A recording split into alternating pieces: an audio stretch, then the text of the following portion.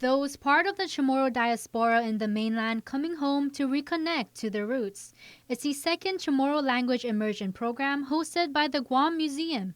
Siblings Michael Van Leon and Megan Vitko making the journey from California. I now live in California, but I grew up first in Florida with our parents, and I didn't have any, not even Pacific Islanders around, so there was no community. I mean, I know there are Chamorros in Florida that I'm learning about now, but I didn't know any of them, so California did open up that space. But yeah, like my brother said, that it's really different, and it feels like home. Everyone you meet, they say, welcome home. Welcome home. You're home.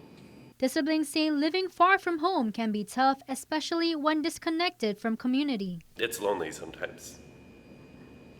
And you sometimes aren't sure if you are a part of this wonderful culture, this wonderful family. And that's one of the things that's amazing about being here, is that every day we feel it.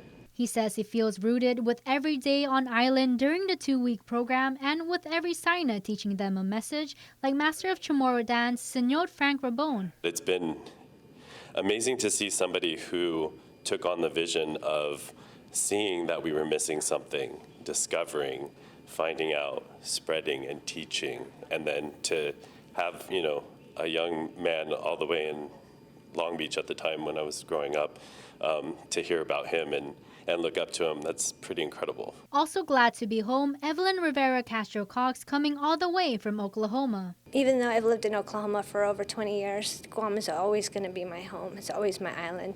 I don't feel as close anywhere else in the world as I do when I'm in Guam. She says participating in the immersion program is an opportunity for her to reclaim her language. My parents, when I was in California, I went to school as a kindergartner, and they were trying to assimilate me into American society. So I was actually put in a Spanish class because I spoke Chamorro a little bit and they didn't know what I was. This assimilation during her early childhood coming with a cost. I can understand, but I can't speak fluently, so I really desire to reconnect to my history and my language and to be able to speak to my Manamko in a language of their choice.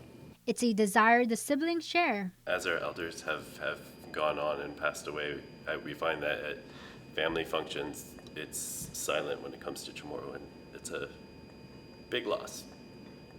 So we'd like to rebirth that and bring it back into our family functions, into our holidays, into our giput. And when they leave the island, they're taking the lessons they learned with them in hopes to pass it on to their children, keeping their language and traditions going.